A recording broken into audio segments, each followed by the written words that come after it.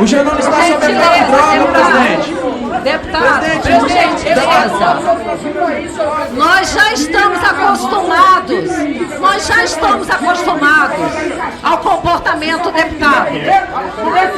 Deputado Evair, por favor, a Polícia Legislativa, por favor, para ajudar a acalmar os ânimos.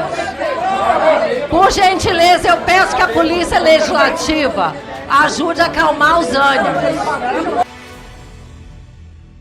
Declaro aberta a 38ª reunião da Comissão de Fiscalização Financeira e Controle, com a presença do excelentíssimo Ministro de Estado dos Direitos Humanos e da Cidadania do Brasil, senhor Silvio Luiz de Almeida. Foi publicada em Diário Oficial a Resolução número 2 de 2023, a implementação de banheiros unissex por meio dessa resolução. Ato contínuo, o senhor aciona a Advocacia Geral da União para que a AGU tome as medidas cabíveis por supostamente divulgarmos fake news, notícias falsas, e basicamente o senhor alega no seu ofício para a AGU que a resolução não seria vinculante, alega também que não se trata de banheiros unissex e, por fim, alega que nem o senhor nem o presidente Lula tiveram qualquer participação ou influência na produção da resolução. Tendo em vista isso, pergunto respeitosamente ao senhor: o senhor considera que a identidade de gênero é uma manifestação da própria personalidade humana? O senhor reconhece que a identidade de gênero pode ser diferente daquela que lhe foi designada ao nascer? O senhor reconhece que a expressão de gênero é a forma em que cada pessoa apresenta o seu gênero através de sua aparência física, incluindo a forma de vestir, penteados, acessórios, maquiagem, o gestual, a fala, o comportamento, os nomes e as referências pessoais? E além disso, que a expressão de gênero pode ou não coincidir com a identidade de gênero da pessoa?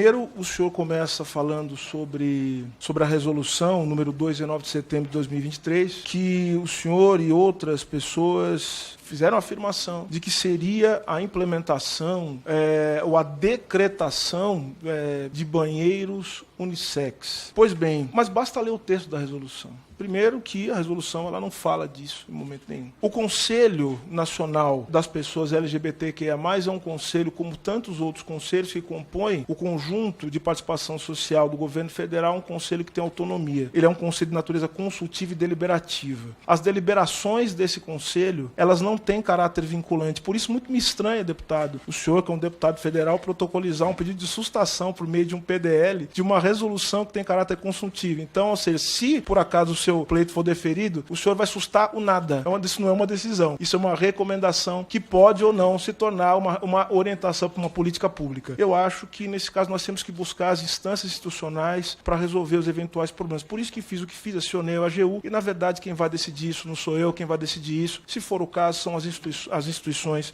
que não podem aceitar qualquer tipo de violência ou tipo de ofensa que esse tipo de coisa caracteriza. Não respondeu qualquer uma das minhas perguntas. Não respondeu porque ele sabe que essas perguntas que fiz são transcrições literais justamente da Resolução 2 de 2023. Isso está nos considerandos da Resolução 2 de 2023 do ministro. O ministro sabe disso e o ministro é um abusador. O ministro abusa de sua autoridade. O ministro aciona a AGU para perseguir a oposição. O ministro, além de tudo, é um covarde porque chega aqui e não responde aos questionamentos. Ele foge da resposta às perguntas. Porque a resolução está aqui, senhor ministro. Creio eu que o senhor sabe ler. Artigo 5º. Deve ser garantido o uso de banheiros, vestiários e demais espaços segregados por gênero, quando houver, de acordo com a identidade e ou expressão de gênero de cada estudante. Está escrito aqui, na sua resolução. Nós temos aproximadamente 8 vezes o termo deve ser garantido, deve ser inserido, será utilizado, deve ser garantido. Portanto,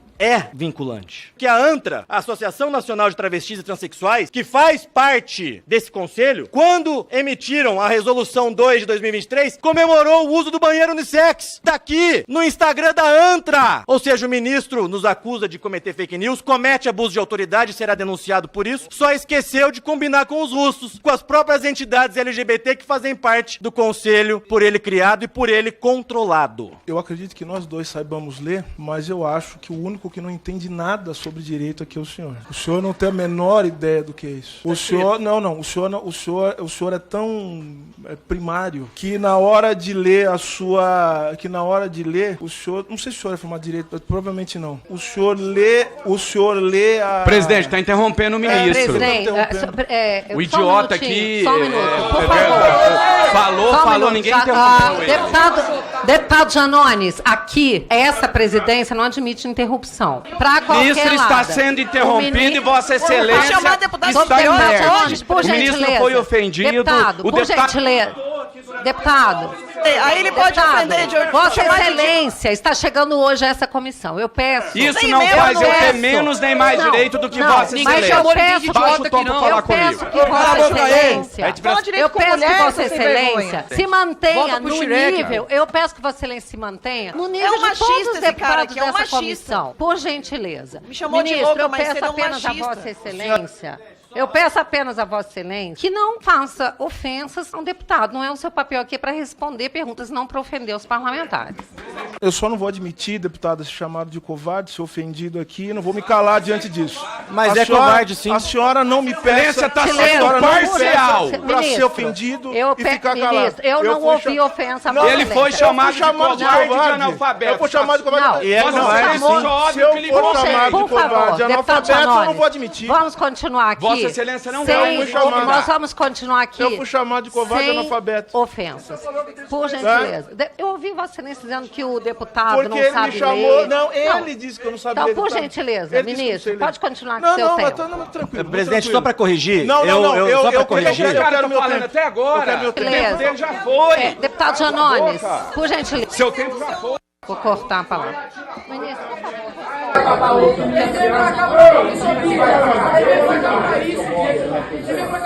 eu sei.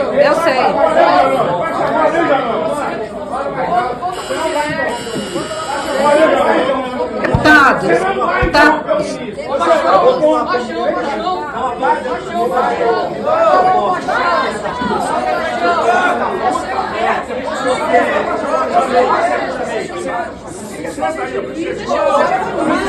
O Janones está sob efeito de droga, presidente. Deputado, por gentileza.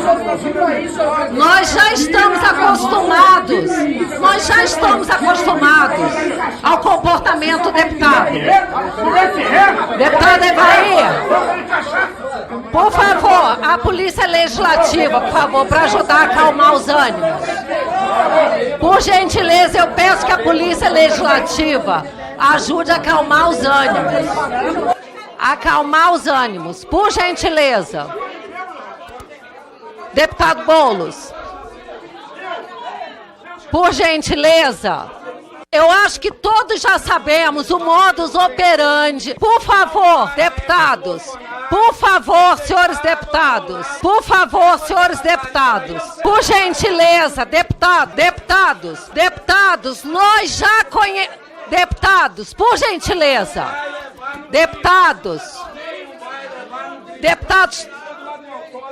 Deputado Boulos, por gentileza, ajude para que a gente consiga manter a calma nessa. Vossa Excelência já conhece como funciona essa comissão. Eu peço a Vossa Excelência que ajude a manter os ânimos. Sim, eu já pedi aos colegas. Deputado Boulos. Porque a oportunidade que nós temos aqui, colegas, é de questionarmos o ministro. Gente sem identificação, sem crachá que tá vindo aqui, olha, pra criar tumulto. Por gentileza, eu sabia que havia o risco, deputados, eu sabia que havia o risco. Servidor Douglas parece estar ameaçando o deputado. Eu peço à Polícia Legislativa que retire qualquer um que esteja ameaçando os deputados. Vamos manter a compostura. Vamos suspender por 5 minutos. Vamos suspender por 5 minutos a sessão. Vamos continuar porque nós temos vários parlamentares inscritos e essa comissão tem um papel a cumprir, deputado Orlando Silva. Vamos continuar de forma ordeira, civilizada. Todo mundo tudo falando tudo, mas vamos só cuidar para não agredirmos com adjetivos desonrosos. Então, vamos lá. Eu reafirmo o fato de que a resolução, ela não criou nenhum banheiro como esses banheiros fantasiosos. Eu sei, eu não imagino que essas pessoas que ficam com essa fantasia de banheiro unissexo que tem na cabeça ou no recôndito da alma. Eu acho muito estranho. Essa defesa da democracia, né, travestida, maquiada de democracia, não passa realmente de uma perseguição ao opositor à democracia. Vocês criaram um conselho, ele é vinculado ao seu ministério, você banca o conselho e o senhor Lula indica metade dos membros. E o senhor quer dizer que a responsabilidade não é sua? Agora me vem também a falácia de que apenas uma orientação não possui força de lei. Quando você olha o artigo 5º, o artigo 6º fala deve ser garantido o uso de banheiros. No artigo 6º também devem ainda ser implementadas as seguintes ações. E no 10 diz também que devem ser estendidas e garantidas para todas e todos estudantes transexuais menores de 18 anos. Mas não é somente uma questão de impor. Há também sanções e orientadas pelo conselho para poder fazer. Caso a escola não faça isso, a orientação é para que a escola emita uma explicação registrada. E caso também não faça isso, é orientado para que os pais irem contra a própria escola, para que os pais e responsáveis legais que efetivem denúncias para os órgãos de proteção às crianças e adolescentes. Ou seja, de duas uma. Ou foi-se criada uma resolução maliciosa, que de fato não possui força de lei, pelo menos não deveria, mas foi feito dessa maneira, ou o senhor não sabe, e ali o conselho não sabe fazer resolução. E como resposta, acionou a AGU contra mim e contra o Felipe Barros. Agora, então o senhor comete crime contra o livre exercício dos poderes constitucionais. E por isso que nós, deputados, também estamos protocolando o pedido de impeachment do senhor. Agora eu gostaria de perguntar, o senhor conhece o Lula? O Lula recebeu o ditador narcotraficante Nicolás Maduro aqui no Brasil. Onde o senhor estava, senhor ministro? O senhor conhece o Nicolás Maduro? Quando o Lula disse que o banheiro unissex saiu da cabeça do Satanás, conhece essa fala dele? O senhor conhece a PM negra que tomou um tiro nas costas por bandidos em São Paulo? O senhor obviamente conhece, mas estava focado aonde? Em investigar a Polícia Militar do Guarujá, que matou, graças a Deus, 10 vagabundos. O senhor conhece a assessora da ministra Aline Franco, que disse ali nas suas redes sociais, atacando toda a torcida do São Paulo, de torcida branca que não canta, descendente de europeu safado. O senhor conhece essa pessoa e concorda com essas falas aqui? O senhor não vai confessar que o Nicolás Maduro é um ditador contumaz. O senhor não vai dizer isso. O senhor jamais vai dizer que o Lula faz parte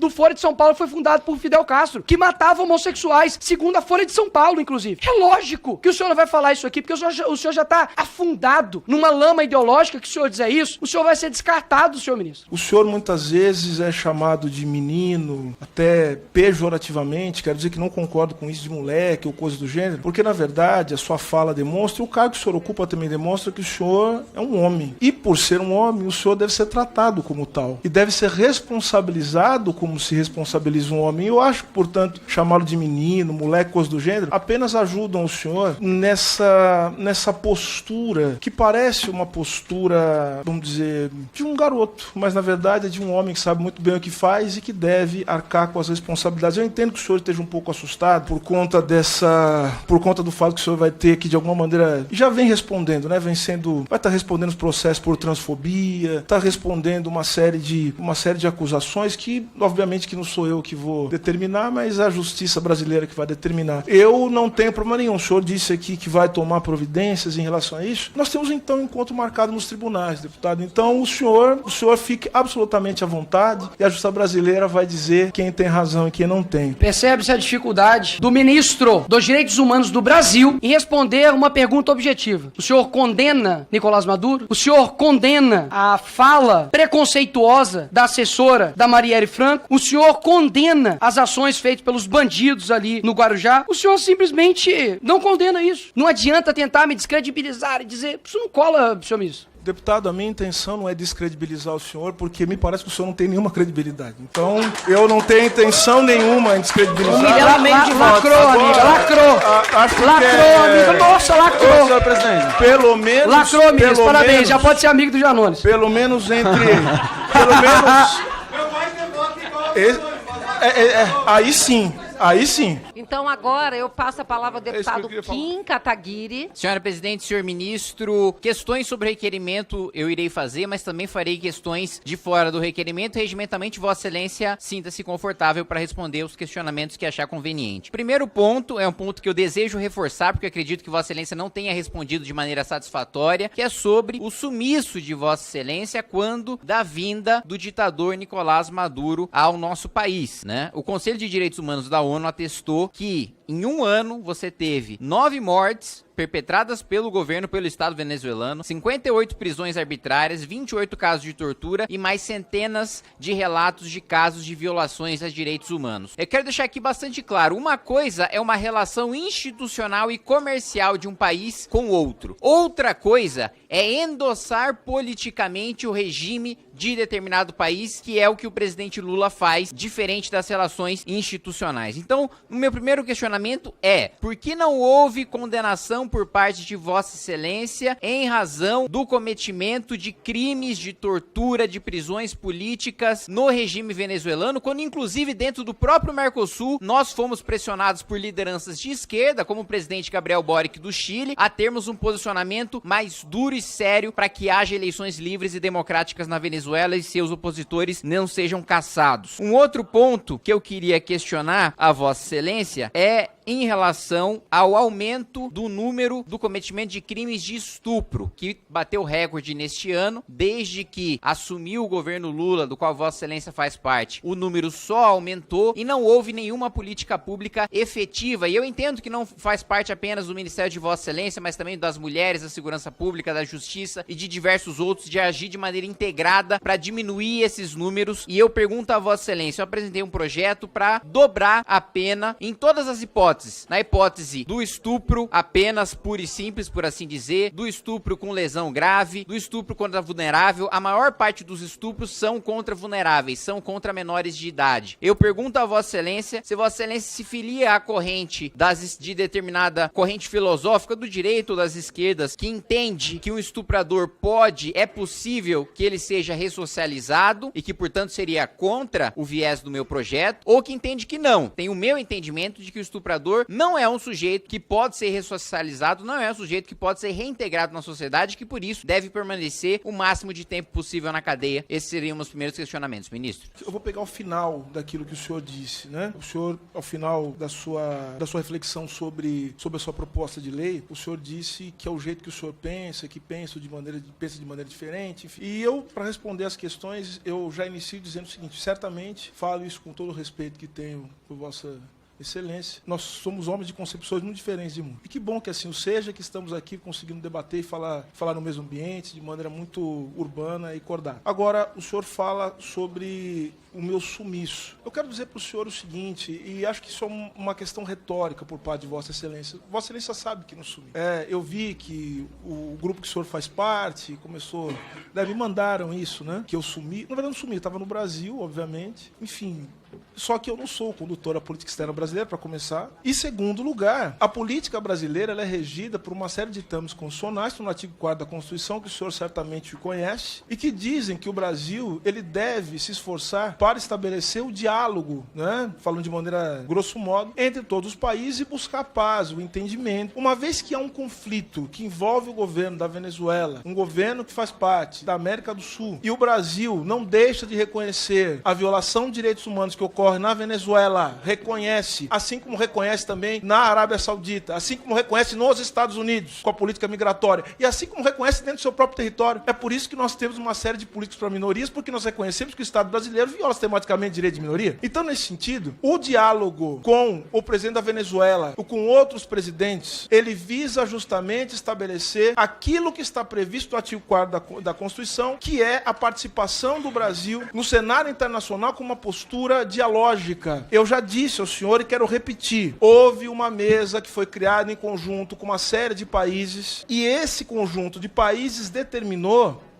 deputado, determinou não, você estabeleceu uma resolução conjunta de que ia se estabelecer um diálogo, inclusive com a oposição venezuelana, para se chegar a um bom termo em relação ao que acontece lá. Eu acho que essa é a melhor maneira de resolver conflitos, sem sangue, sem morte, sem destruição. Então, eu quero dizer, são posturas diferentes, são visões de mundo que temos de maneira diferente, mas eu quero dizer que a visão de mundo que eu expresso é a visão que exara do artigo 4º da Constituição Federal e que deve, independente da minha vontade, ou de qualquer outro dirigente ou homem público, conduzir a política externa do Brasil. Primeiro, ministro, eu acho que Vossa Excelência, quando eu fiz essa afirmação, estava distraído. Eu disse que não negava a importância de relação institucional e de relação comercial com outros países, independentemente dos seus regimes. Como dita a Constituição, como Vossa Excelência mesmo disse, o que eu condenei foi o endosso político ao regime venezuelano que há por parte do presidente Lula. E o sumiço, e que nós denunciamos de Vossa Excelência, evidentemente Vossa Excelência sabe que não é um sumiço de fato, não é um sumiço do espaço-tempo, é um sumiço midiático político, de falta de posicionamento, de falta de ser vocal, como Vossa Excelência é em tantas matérias, deixou de ser quando um ditador sanguinário teve o seu regime endossado politicamente, pessoalmente, pelo nosso presidente da República, que é o seu chefe. Também não houve resposta, senhor ministro, em relação à questão do estupro, em relação às políticas públicas de combate ao estupro, e se há o entendimento por Vossa Excelência de que um sujeito que comete um crime de estupro pode ser ressocializado, deve retornar à sociedade, o Estado deve empreender esforços e recursos para que alguém que cometa um estupro volte a conviver em sociedade, ou se não, se esse sujeito, como eu defendo em meu projeto, coloquei na minha primeira fala, deve ficar preso o máximo de tempo possível. Outro questionamento que gostaria de fazer a Vossa Excelência, senhor ministro, é sobre o Tribunal Penal Internacional. O presidente Lula já aventou a possibilidade, e o Partido dos Trabalhadores já denunciou o ex-presidente Jair Bolsonaro no Tribunal Penal Internacional. E o próprio presidente Lula já falou sobre o Tribunal Penal Internacional, sobre a possibilidade dele prender o ex-presidente Jair Bolsonaro. Só que quando questionado sobre a vinda de Putin ao Brasil, que é um sujeito que, segundo o Tribunal Penal Internacional, deve ser preso, e o Brasil é signatário do acordo que constituiu o Tribunal Penal Internacional, ele diz que desconhecia o tribunal. Então, primeiro, uma mentira, porque ele já havia citado a existência do tribunal previamente. E o segundo ponto foi a afirmação do ministro Flávio Dino, e para não ser leviano aqui, eu vou repetir ipsis literis o que ele disse. Em algum momento, o Brasil pode rever a adesão a esse acordo, falando sobre o Tribunal Penal Internacional. Uma das funções primordiais do tribunal, senhor ministro, é preservar os direitos humanos e é condenar quem fere direitos humanos, como é o caso do presidente Putin, que invadiu uma nação soberana, uma nação pacífica, e que o Brasil se negou a conceder sequer blindados Guarani, não para guerra, mas para ajudar feridos, para ajudar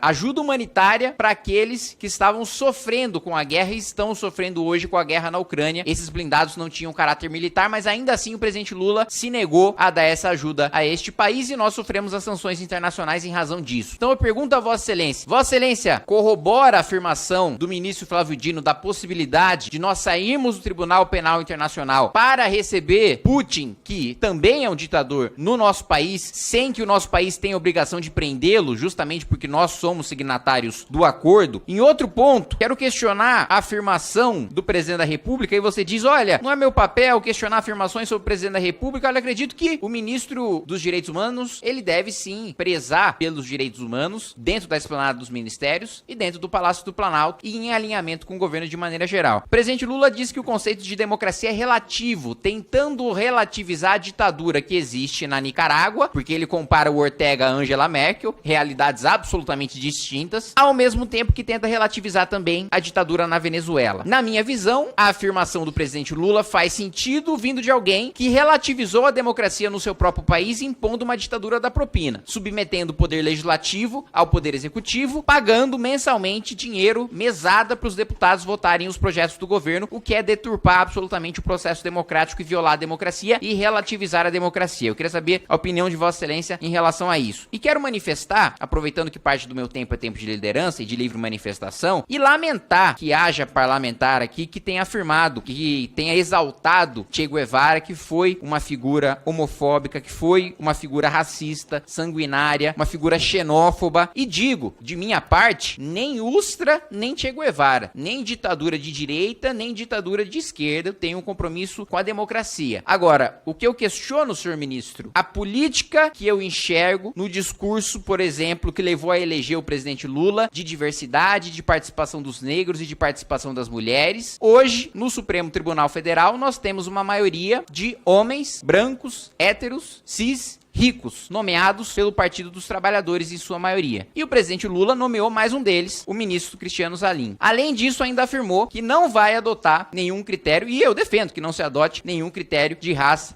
nem de gênero para se indicar o próximo ministro do Supremo Tribunal Federal. Mas eu quero questioná-lo se isso vai em linha ou se isso não contradiz o que Vossa Excelência diz de colocar negros e mulheres em espaços de poder, se o que o presidente Lula está fazendo no Supremo Tribunal Federal não vai exatamente contra aquilo que Vossa Excelência prega. Deputado, o senhor fez uma série de questões e eu não sei se vou conseguir responder todas as questões que o senhor me formulou, mas estou à disposição, obviamente, para poder responder essas questões, ou pelo menos, não sei se conseguirei responder mesmo com mais tempo, mas eu farei, se possível. O senhor falou de sanções internacionais do Brasil por conta do não apoio do Brasil à Ucrânia. Eu queria depois que o senhor me dissesse quais foram essas sanções internacionais. Embargo alemão.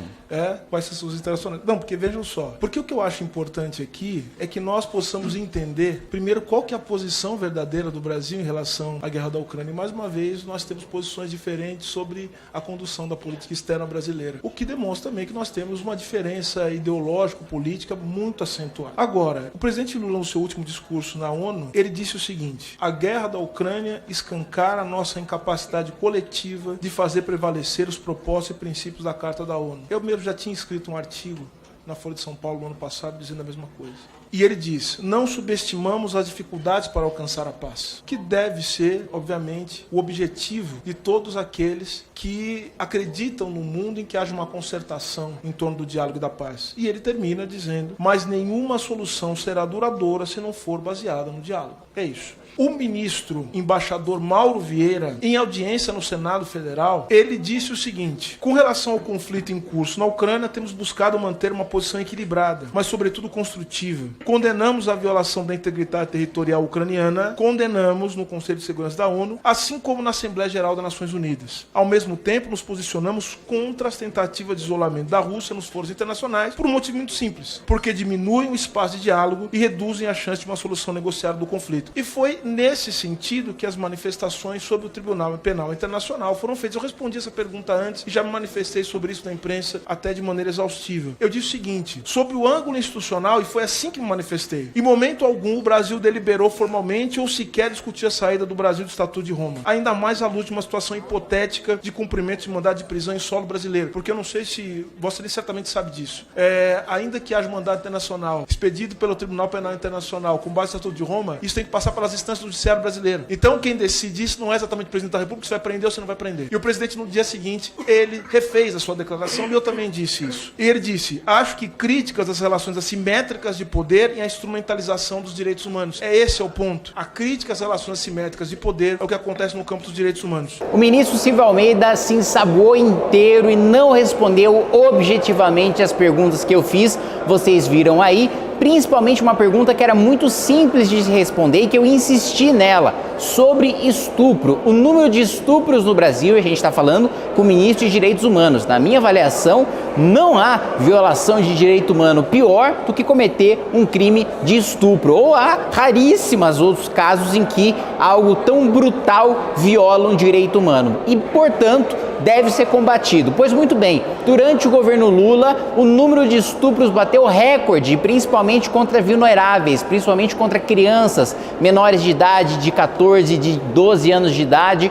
E eu apresentei o projeto de lei para dobrar a pena para estupro, seja o estupro com lesão corporal grave, seja contra vulnerável, em qualquer hipótese, dobrar a pena mínima e a pena máxima para estupro, porque eu não acredito que um estuprador possa ser ressocializado. Eu perguntei para ele: você concorda com essa linha de raciocínio e acha que o estuprador tem que apodrecer na cadeia ou não? Você acha que o estuprador pode ser ressocializado? Não respondeu, porque a gente sabe que a resposta é óbvia. Ele acredita na ressocialização, como a maior parte das esquerdas concordam com a ressocialização, independentemente da brutalidade do crime que tenha sido cometido. A gente sabe a opinião do ministro, mas é que ele não quis externar, evidentemente, para não entrar em polêmica e não perder eleitorado para si e para o seu governo. Fala pessoal, o negócio é o seguinte: é fundamental que você se inscreva no Clube MBL para receber os bastidores de Brasília antes dos veículos de imprensa. Você vai saber o que acontece no judiciário, no executivo, Executivo, no Legislativo, antes de qualquer pessoa e vai ter acesso a todos os nossos documentários, mini documentários e votações internas do MBL. É só clicar aqui no link que você vai conseguir assinar.